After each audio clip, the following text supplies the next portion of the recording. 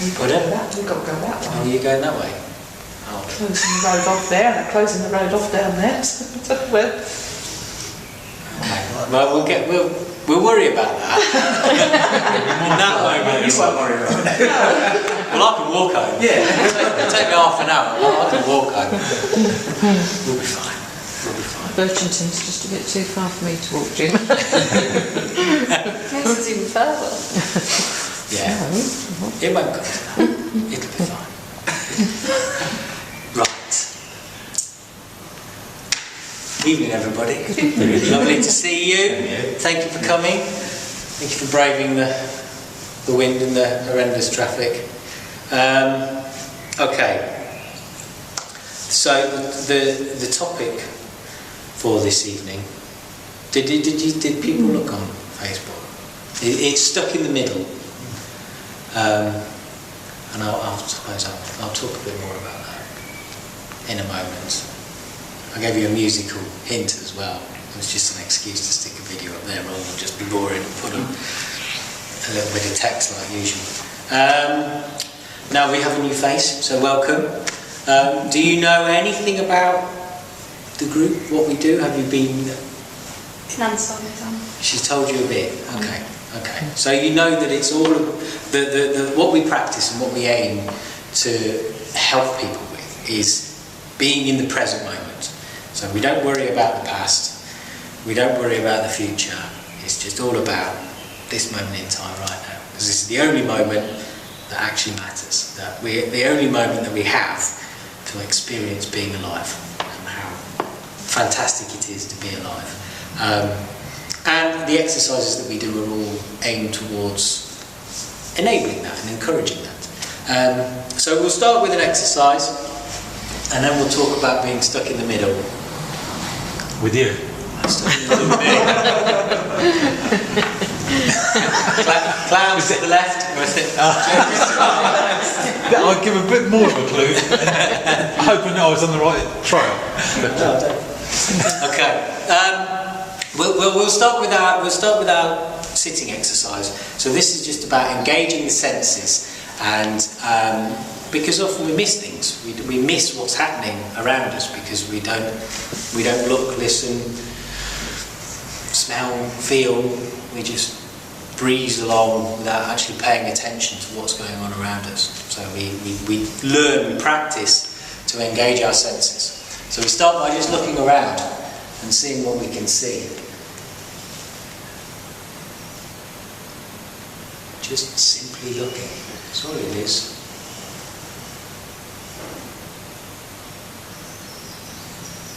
And then when you've had a little look around, you can close your eyes and you can bring your awareness to what you can feel. So first and foremost, you can feel the weight of your body sitting in a chair.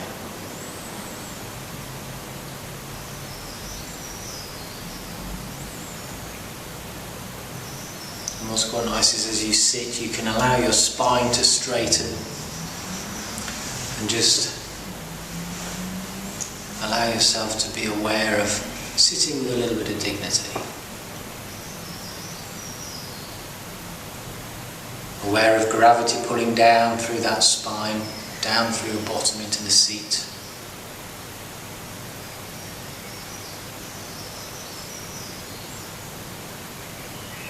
Aware of releasing out any tension that you can feel in your shoulders and your neck. Allowing that to release down through the spine and down through the arms.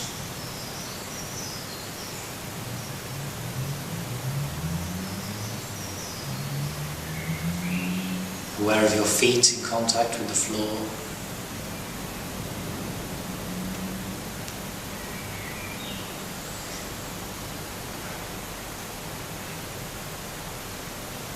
Aware of your clothes against your skin.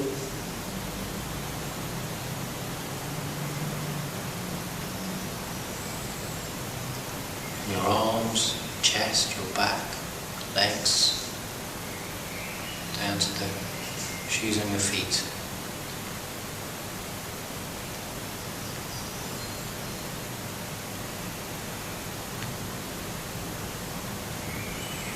And then become aware of the faint movement of air on the backs of the hands, on the face.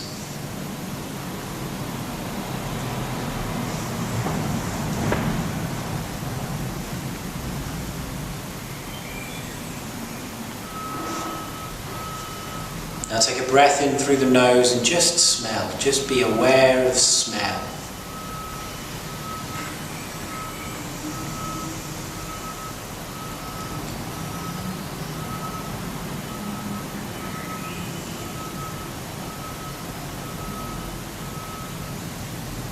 And then shift your awareness to your sense of taste and aware of the taste that's in your mouth at this precise moment in time.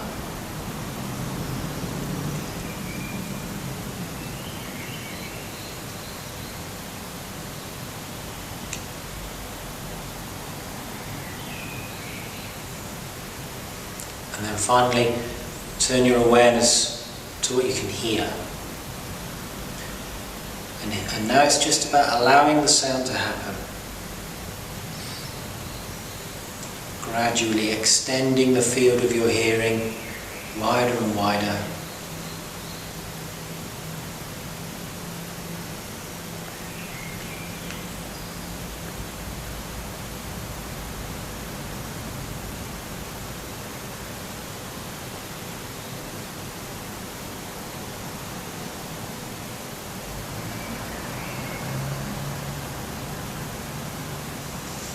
And if your mind wanders, just be aware that it's wandered.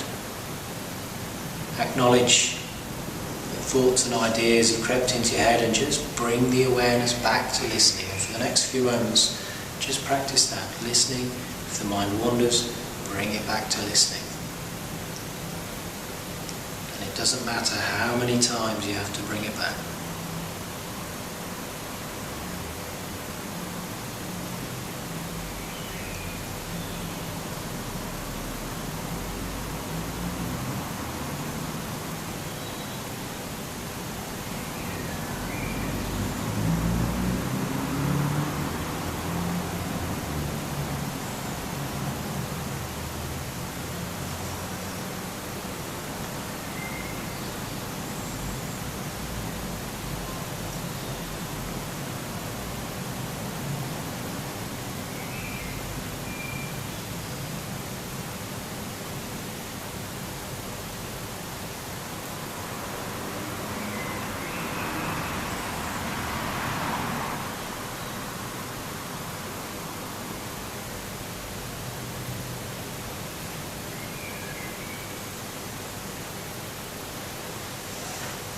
And if your mind has wandered, it's nice to just be aware of what those thoughts are that crept into your head.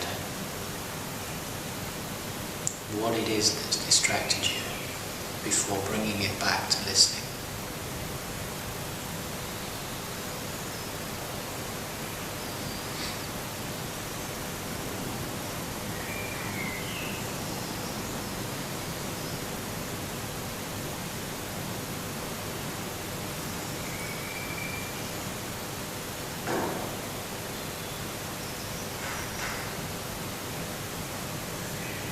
We can accept the fact that those thoughts and ideas that did creep into our head, at this point in time we can do nothing about those. If there's a worry or a concern, at this moment they don't matter.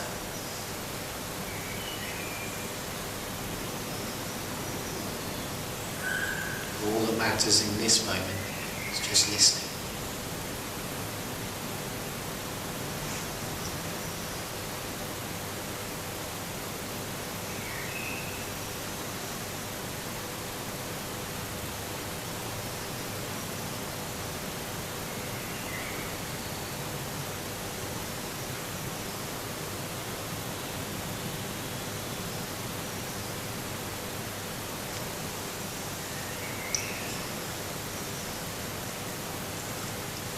And when you're ready, you may open your eyes.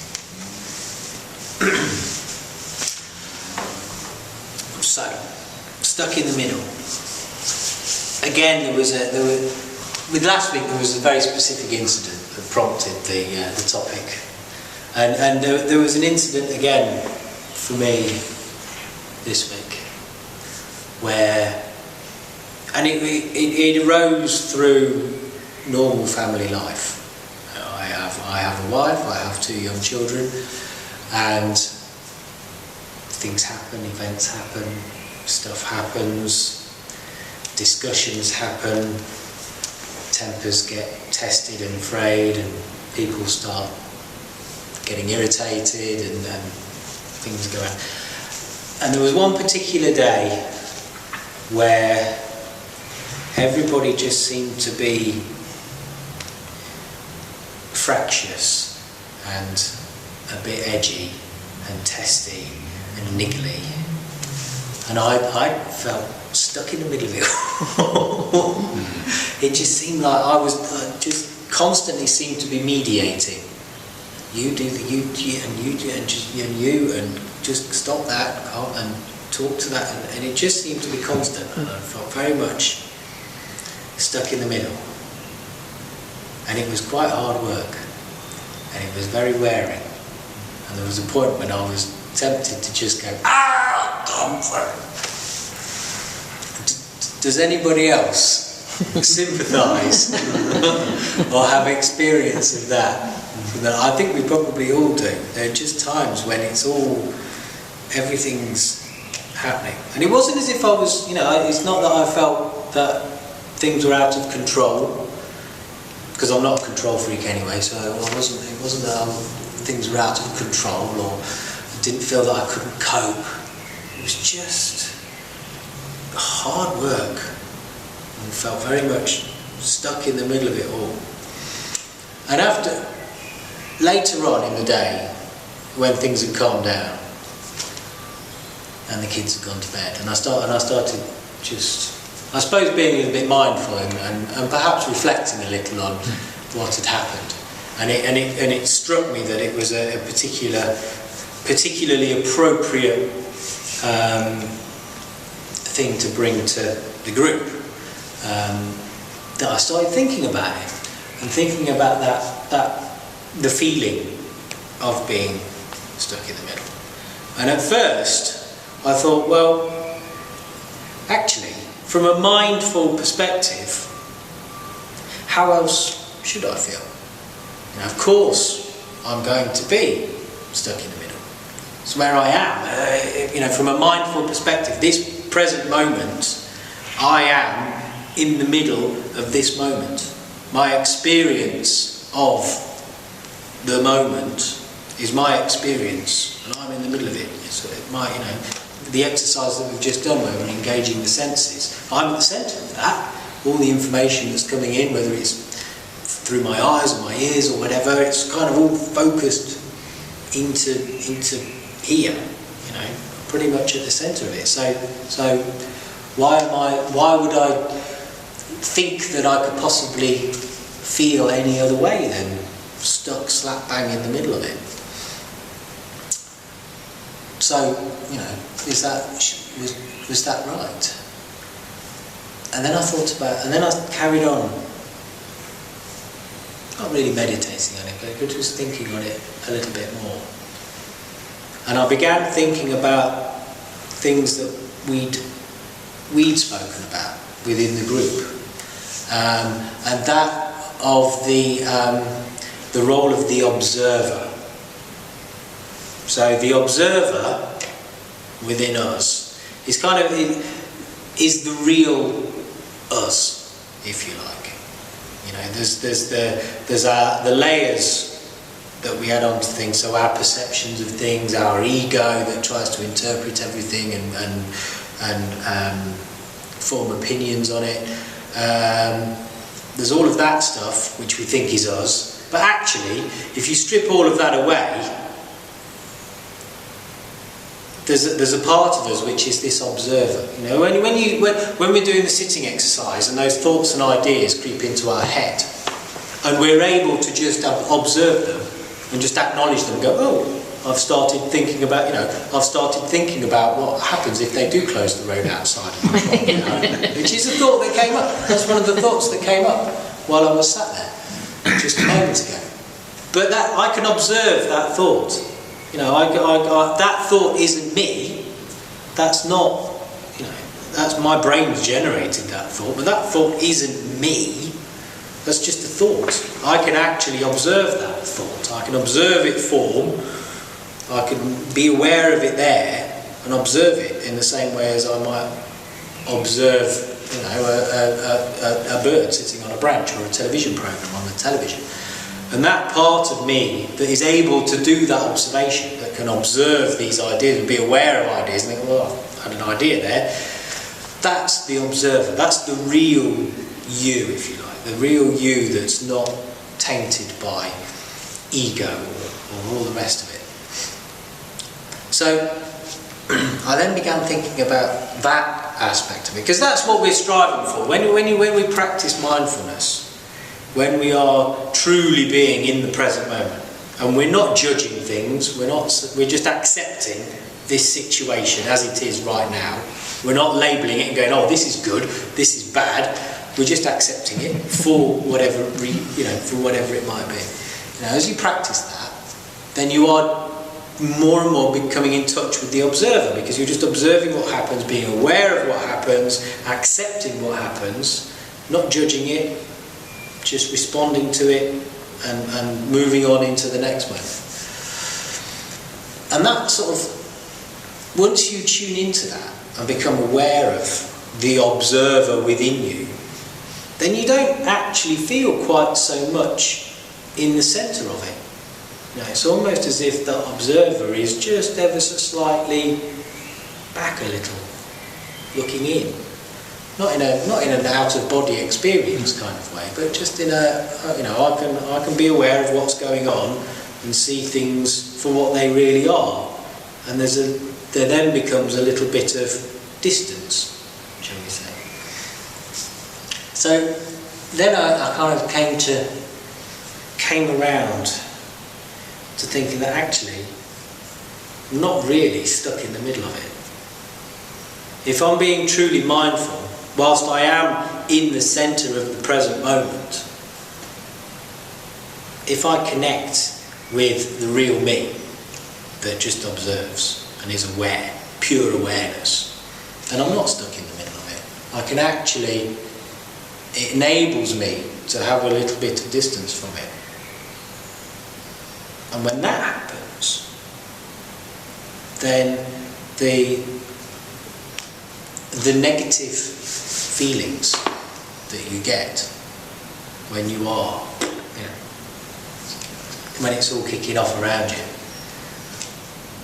if you can connect with that, then you don't feel, it doesn't feel as, what's a good word? Intense is claustrophobic was the word I was looking for, but intense will do. Yeah, it doesn't feel as intense, because then you have that little bit of distance and you can begin to look at things a little bit more objectively. So, would it? Go on. No, go on. Excuse me. Would it be like me observing you, and I'm not going to meditate him. I'm just going to look at Jim and just see how he does, and wherever he speaks is obviously a thought that's coming out of there.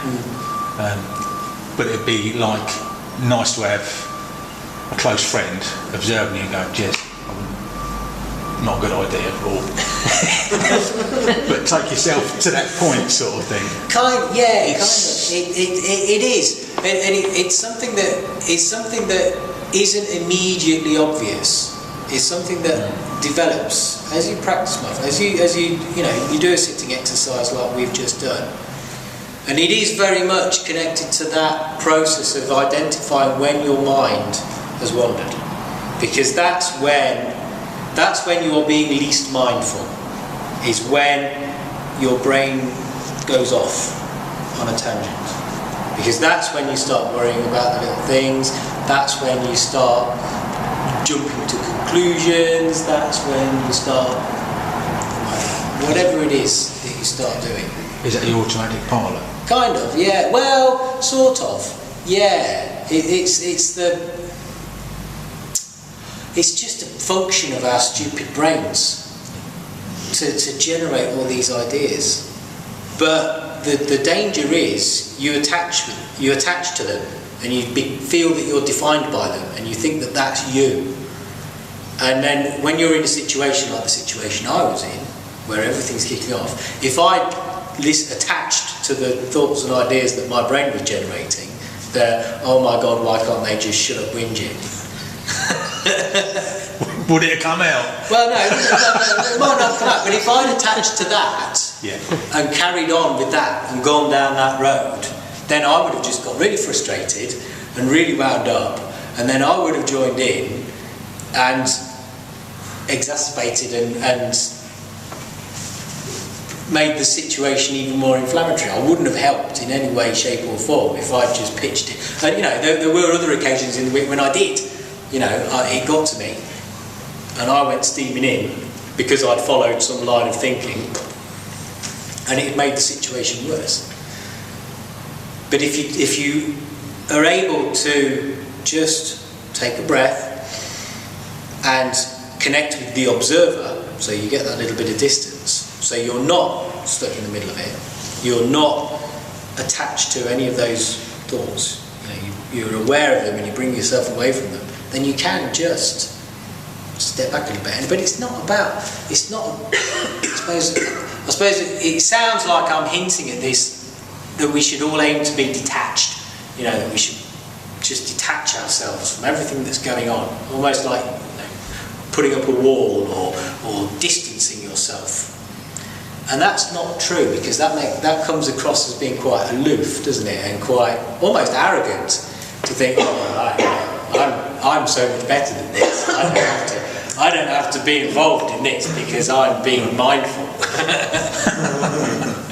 And if you're like that, then that's quite an arrogant approach. So I'm certainly not advocating that, and I wouldn't want you to think that that's how I am, or that I would recommend that you're like that by wanting to distance yourself. It's not about that. It's just about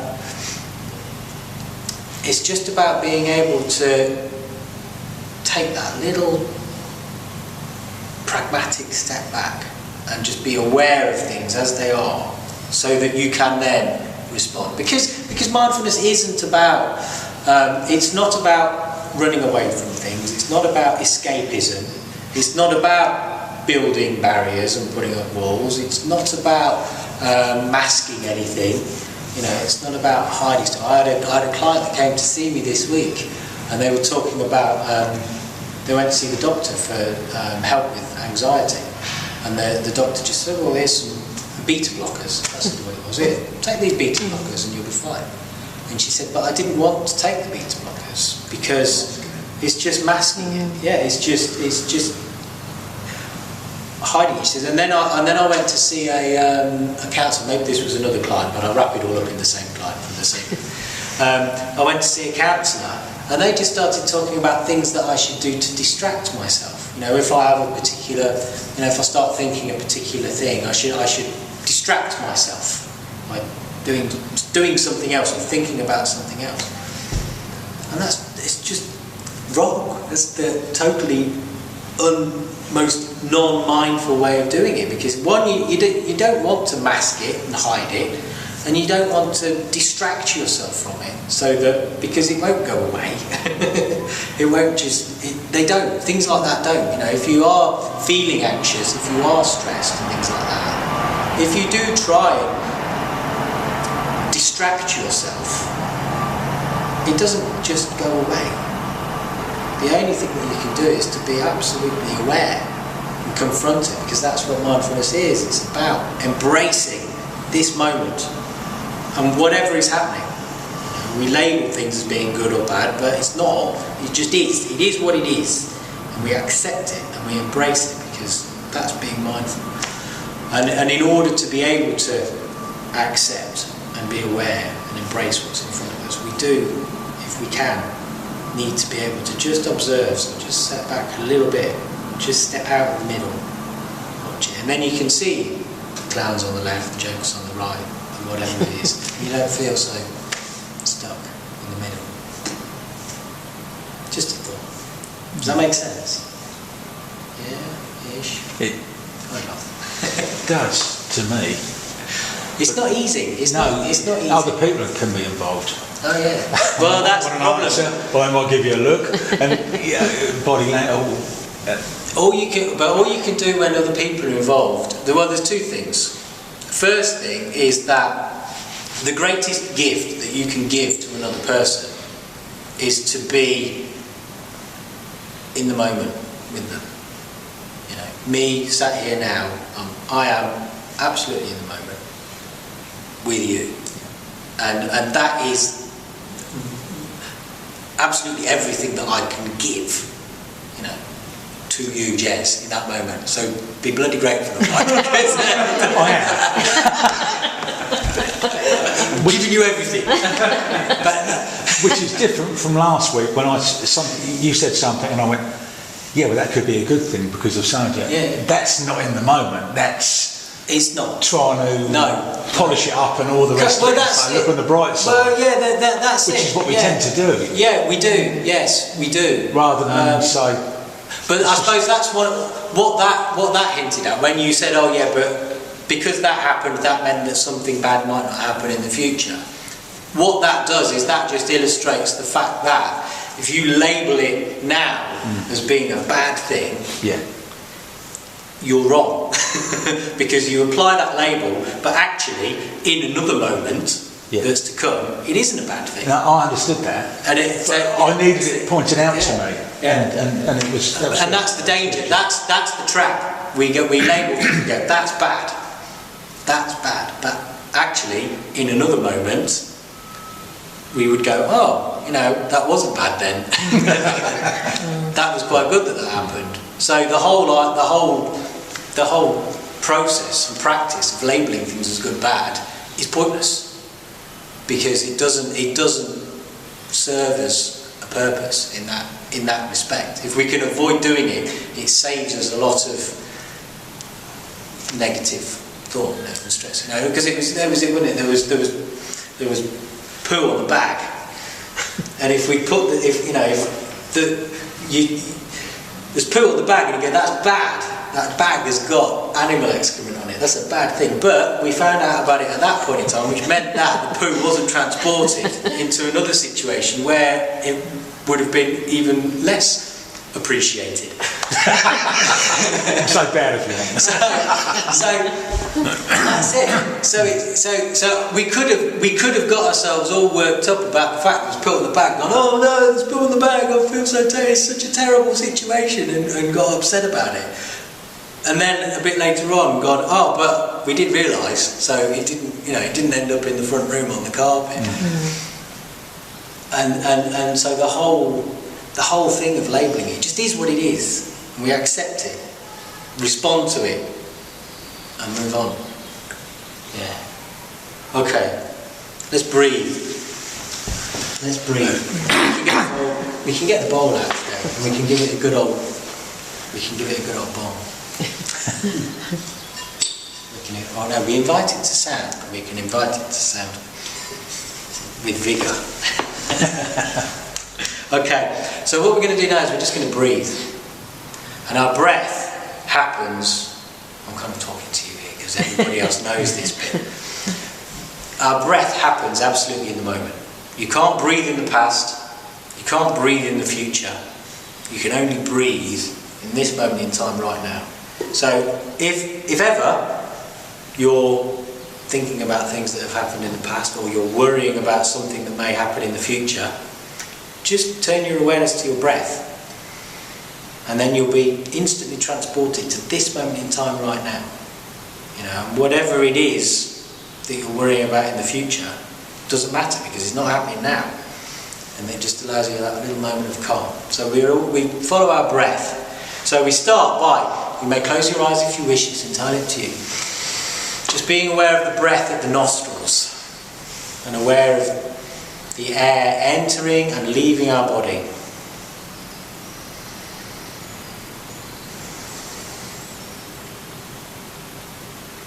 And just follow it as it happens.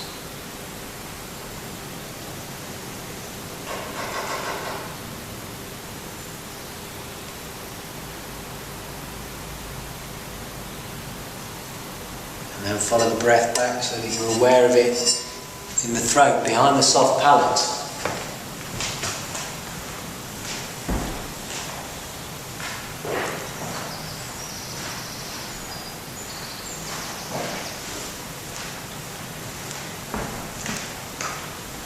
Then follow the breath down a bit further to the top of the chest. And here you can actually be aware of the movement of the body. So you feel your chest rise and fall with each breath as it happens.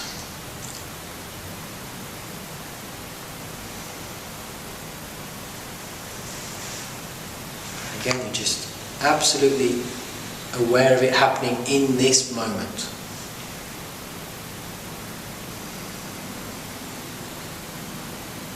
Just aware of each movement as it happens.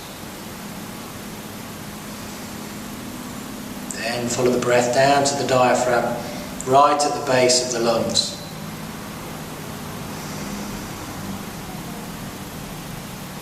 Just be aware of that movement right down there.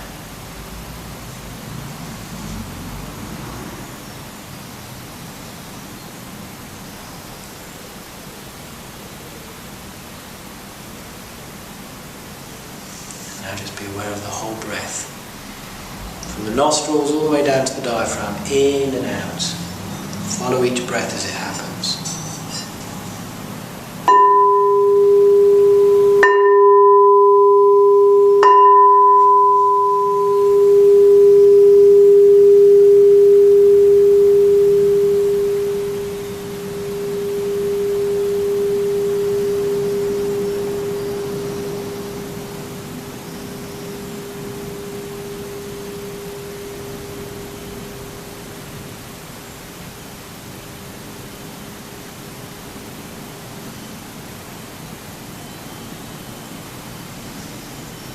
Now turn your awareness to the three component parts of the breath. You breathe in, you breathe out, and then there is a pause.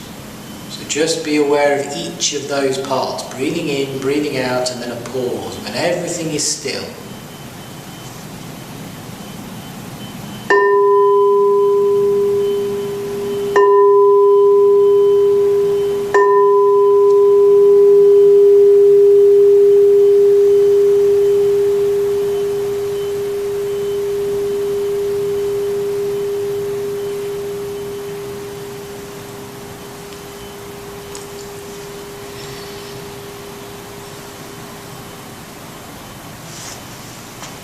Now breathe in and feel alive.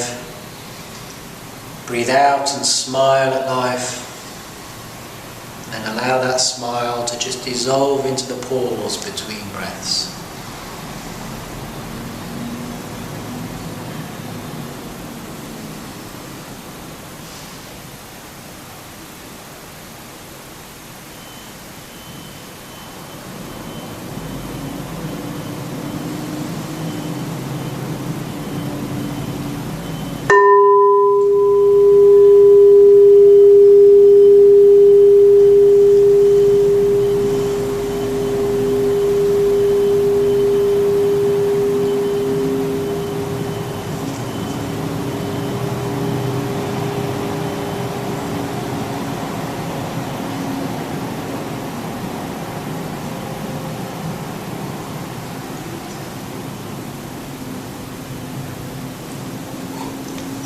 Ready, you may open your eyes.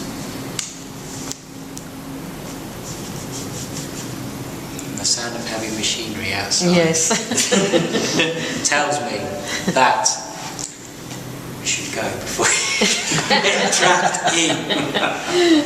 Before they start digging. Right, so thank you very much everybody, lovely to see you. And I will be here again next week. If you would like to join me, you are more than welcome.